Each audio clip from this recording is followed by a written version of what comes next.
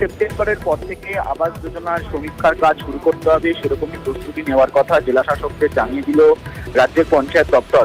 তুমি জানো ইতিমধ্যেই। হ্যালো ভিউয়ার্স, তোমরা ভিডিওর ক্লিপ দেখে কিন্তু তোমরা বুঝতে পেরেছো আপডেটটি আমি কী নিয়ে তোমাদের সামনে আজ আলোচনা করতে চলেছি এবং যে সকল ব্যক্তিদের প্রধানমন্ত্রী আবাস যোজনা প্রকল্পের লিস্টে নাম রয়েছে বা যারা পশ্চিমবঙ্গে বসবাস করছো এবং তার জন্য কিন্তু বড় খুশির খবর। এবং ইতিমধ্যে কিন্তু নবান্নের সূত্রে খবর বা আমাদের মাননীয় মুখ্যমন্ত্রী মমতা বন্দ্যোপাধ্যায় কিন্তু তিনি ঘোষণা করে দিয়েছেন যে 15ই সেপ্টেম্বর থেকে কিন্তু প্রধানমন্ত্রী আবাস যোজনা প্রকল্পের টাকার কাজ কিন্তু শুরু হয়ে যাবে এবং সমীক্ষার কাজ কিন্তু শুরু হয়ে যাবে 15ই সেপ্টেম্বর থেকে এবং সকল ব্যক্তি কিন্তু এবার টাকা পাবে। এবং এছাড়াও তিনি কী বলেছে সেই বিস্তারিত তোমাদেরকে জানাবো এই ভিডিওর মাধ্যমে।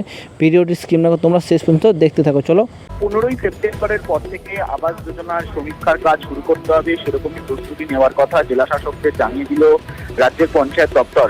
তুমি জানো ইতিমধ্যেই মুখ্যমন্ত্রী মমতা বন্দ্যোপাধ্যায় জানিয়েছেন আবাস যোজনার টাকা রাজ্য সরকার ডিসেম্বরে দেবে প্রথম কিস্তির টাকা। কেন্দ্রীয় সরকার এই প্রকল্পে টাকা বন্ধ রেখেছে এবং সেক্ষেত্রে ফের নতুন করে সমীক্ষা হবে আবাস যোজনায়। এই সমীক্ষার ক্ষেত্রে সতর্ক রাজ্য সরকার, বিশেষ করে 100% যাতে নির্ভুলভাবে উপভোক্তাদের তালিকা তৈরি হয় তা নিয়ে জেলা শাসকদের নির্দেশ এবং তার সঙ্গে প্রত্যেকটি গ্রাম পঞ্চায়েত ধরে ধরে যে সমীক্ষা হবে সেখানে একজন সরকারি আধিকারিককে রাখা হবে।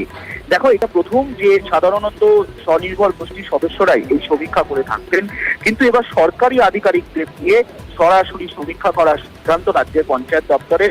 সেক্ষেত্রে মনে করা হচ্ছে যে সম্প্রতি যে আবাস যোজনার উপভোক্তাদের তালিকা নিয়ে বারবার অভিযোগ উঠেছে তা কার্যত যাতে আর না পুনরাবৃত্তি হয়, সেই কারণে আবাস যোজনার তালিকা নিয়ে এবার সতর্ক নবান্ন।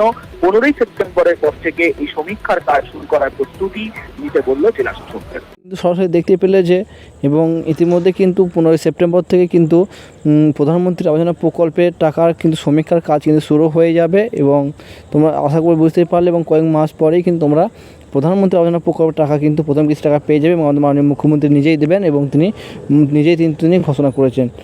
আশা করি তোমরা বুঝতেই পারলে এই ধরনের আপডেটগুলো চ্যানেলকে সাবস্ক্রাইব করে আমাদের সাথে থাকুন। Thank you. দেখা যাচ্ছে নেক্সট ভিডিওতে। ভালো থাকবেন, সুস্থ থাকবেন।